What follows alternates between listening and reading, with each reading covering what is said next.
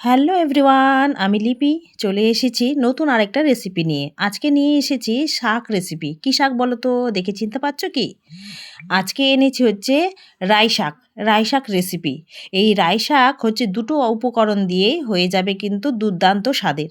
তো নিয়েছি কালো জিরে আর টমেটো, এই দুটো জিনিস থাকলেই বাজিমাত। তো চলো, কেউ স্কিপ করো না, দেখতে থাকো পুরো রেসিপি, তাহলে কিন্তু শিখতেও পারবে। আর যাদের জানা আছে তারা তো জানোই।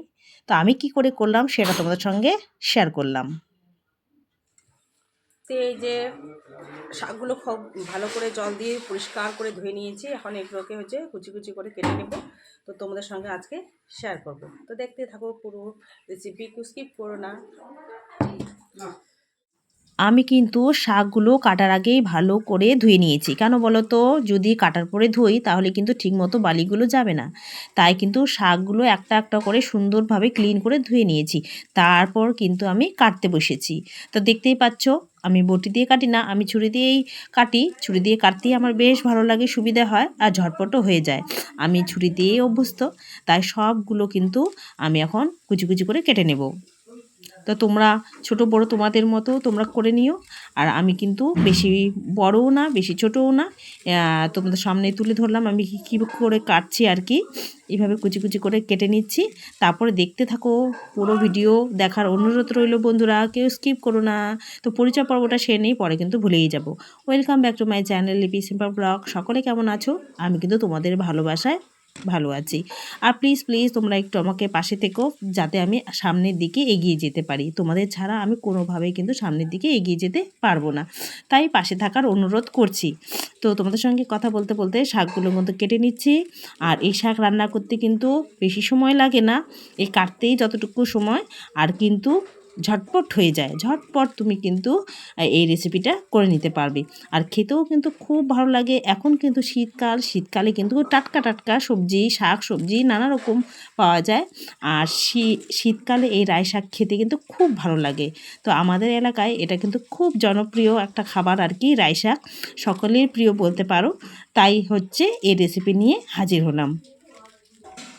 অনেকে অনেকভাবে রান্না করে, আমি কিভাবে করলাম সেটাই তোমাদের সঙ্গে তুলে ধরলাম। সবার তো রান্না করার ধরন আলাদা আলাদা রকম, তাই আর কি নিয়ে এলাম ছোট্ট একটা রেসিপি তোমাদের সাথে কথা বলতে বলতে। আমার মোটামুটি কিন্তু সব শাকগুলোই কাটা হয়ে গেছে। তো এরপরে আমি কি করছি না করছি সবটা দেখতে থাকো, তাহলেই কিন্তু জানতে পারবে। তো মোটামুটি কাটা কমপ্লিট। আর এই দেখো থালার মধ্যে নিয়ে নিয়েছি। আর এখন কিন্তু এর মধ্যে আমি একটু লবণ দিয়ে দেব। লবণ দিয়ে এটাকে না মেখে দেব। তাহলে এটাকে মেখে রাখলে একটু মজে যাবে, তাহলে কিন্তু রান্না করতেও সুবিধা হবে। তো লবণটা দিয়ে দিলাম। আর আলতো হাতে এগুলোকে একটু মুড়ে নিচ্ছি, মানে মজে নিচ্ছি। এইভাবে একটু চটকে নিচ্ছি, তাহলে কিন্তু কড়াইয়ের মধ্যে দিলে দেখবে তাড়াতাড়ি কিন্তু মজে যাবে।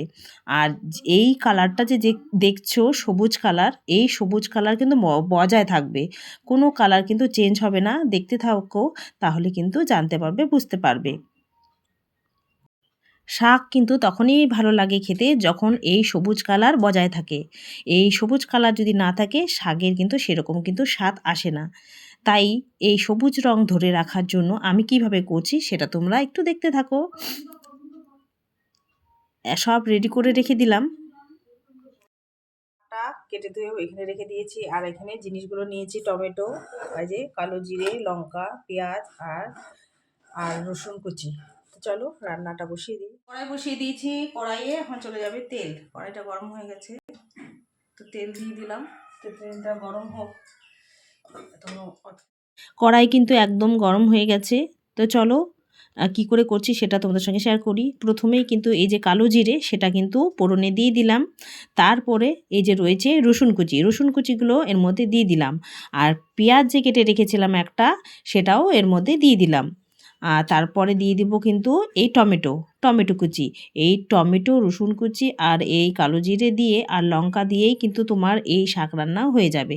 আর বেশি কিছু দেওয়ার দরকার নেই, তাতেই কিন্তু স্বাদ দ্বিগুণ হয়ে যাবে। খেতে দুর্দান্ত লাগে। তোমরা যদি এইভাবে না করে থাকো তাহলে একবার হলেও ট্রাই করবে, অবশ্যই কিন্তু ভালো লাগবে। এই রাই শাক খাওয়া কিন্তু খুবই উপকারী। এই লঙ্কাগুলো দিয়ে দিই।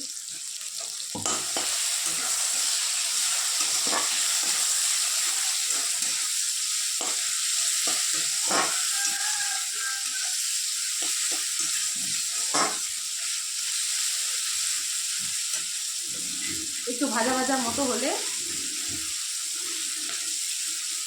তারপর শাকটা দিয়ে দেবো।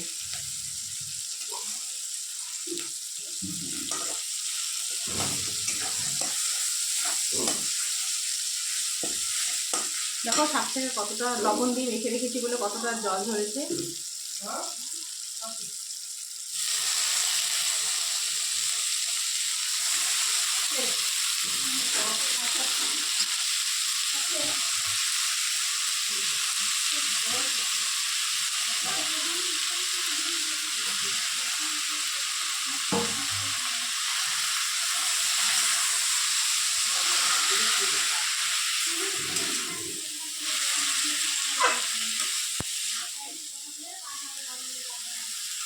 লবণ দিয়ে একটু মেখে রেখেছিলাম, তার জন্য অল্প দিচ্ছি, বেশি লবণ দেবো না। আর দিয়ে দিচ্ছি একটু হলুদ, হালকা হলুদ দিচ্ছি।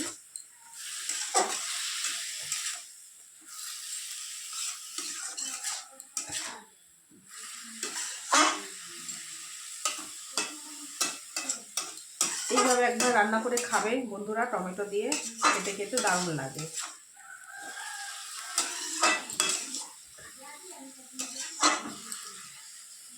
আর শীতকালে রাই শাক মানে খুব ভালো পাওয়া যায়।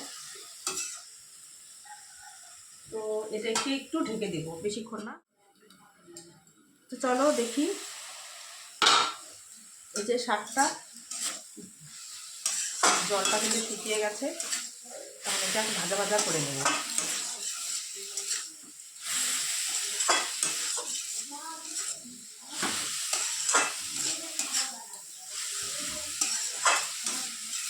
আর কিন্তু ঢাকবো না।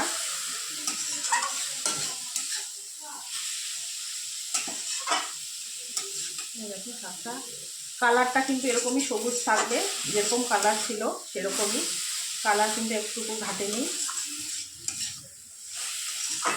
আর একটু ভাজবো, ভেজে হতে নামিয়ে নেব। এরকম খেতে কিন্তু দারুণ লাগে।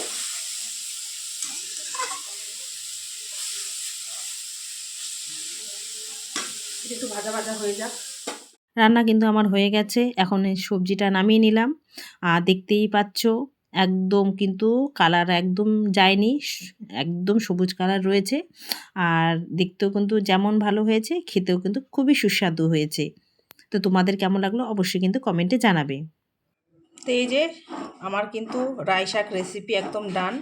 তো তোমাদের সঙ্গে শেয়ার করলাম, কেমন লাগলো একদম সিম্পলভাবে। আর আমরা কিন্তু এভাবেই খেয়ে থাকি, অনেকে অনেক রকমভাবে খেয়ে থাকে আর কি।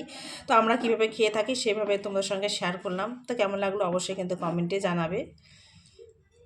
তো চলো আজকের মতো এখানে বিদায় নিচ্ছি, সকলে ভালো থাকবে, সুস্থ থাকবে, টাটা।